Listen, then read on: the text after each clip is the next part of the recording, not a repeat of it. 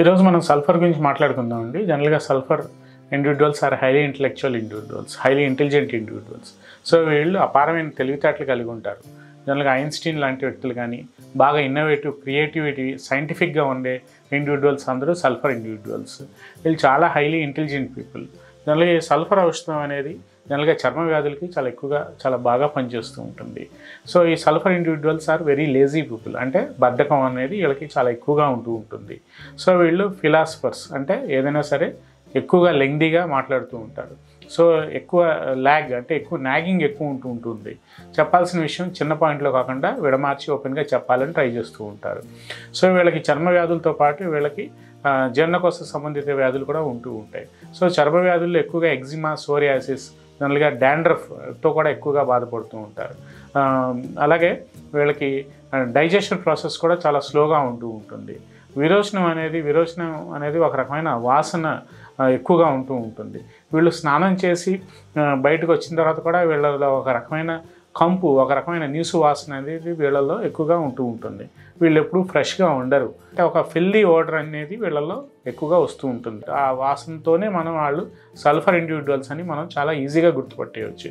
వీళ్ళు వేడిని తట్టుకోలేరు. ఎప్పుడు వీళ్ళకి ఫ్యాన్ అనేది ఎప్పుడు కావాలి. వీళ్ళకి నెయ్యి అనేది చాలా ఇష్టం. అంటే ఏదైనా సరే కాన్సన్ట్రేటెడ్, సాచురేటెడ్ ఫ్యాటీ ఫుడ్స్ అనేది చాలా ఎక్కువగా ఇష్టపడుతూ ఉంటారు. వీళ్ళకి స్వీట్స్ అనేది చాలా ఎక్కువ ఇష్టం.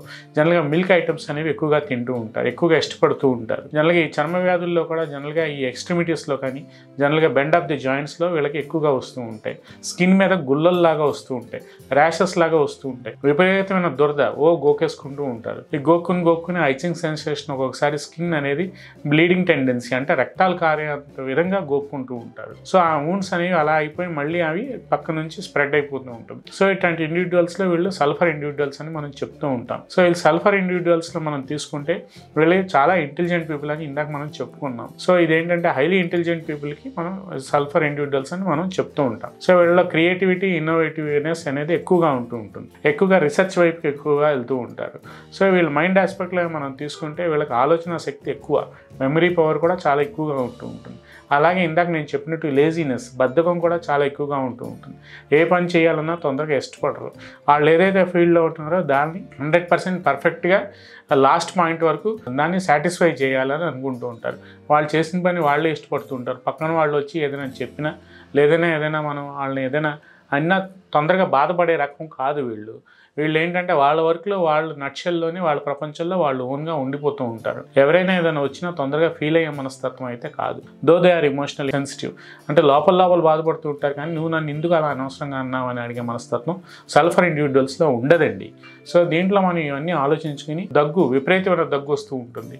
కొద్దిగా ఈ మిల్క్ రిలేటెడ్ ఫుడ్స్ కానీ, లేదంటే కర్డ్ రిలేటెడ్ ఫుడ్స్ కానీ, లేదంటే స్వీట్స్ ఎక్కువగా తిన్నా, ఇట్లాంటి వాళ్ళలో ఇమీడియట్గా దగ్గు, అంటే ఊపిరితిత్తుల సమస్యల్లో కాఫ్ అనేది ఎక్కువగా వస్తూ ఉంటుంది. సో ఇట్లాంటి వాళ్ళల్లో మనం చూసుకుని డెఫినెట్గా మనం సల్ఫర్ ఔషధం అనేది ప్రాపర్గా కేసు అనేది రిపర్టరైజ్ చేసి ఇస్తే డెఫినెట్గా సల్ఫర్ ఔషధం ఈ స్కిన్ కంప్లైంట్స్తో కానీ, లేదంటే ఈ గ్యాస్ట్రిక్ కంప్లైంట్స్ కానీ, లేదంటే కొంతమంది క్రానిక్ కాన్స్టిపేషన్, అంటే పెద్దవాళ్ళలో కానీ చిన్నపిల్లల్లో కానీ ఈ మలబద్ధకం సమస్య అనేది ఎక్కువగా కనిపిస్తూ ఉంటుంది. అట్లాంటప్పుడు కూడా ఈ సల్ఫర్ ఔషధం అనేది చాలా ఎక్కువగా మనం వాడుతూ ఉంటాం. సో ఇట్లాంటి ఇండివిజువల్స్ని మనం ఈ సల్ఫర్ మెడిసిన్ ఇచ్చి డెఫినెట్గా మంచి బ్యూటిఫుల్ రిజల్ట్స్ తీసుకురావచ్చని ఈ వీడియో ద్వారా నేను చెప్పదలుచుకున్నాను.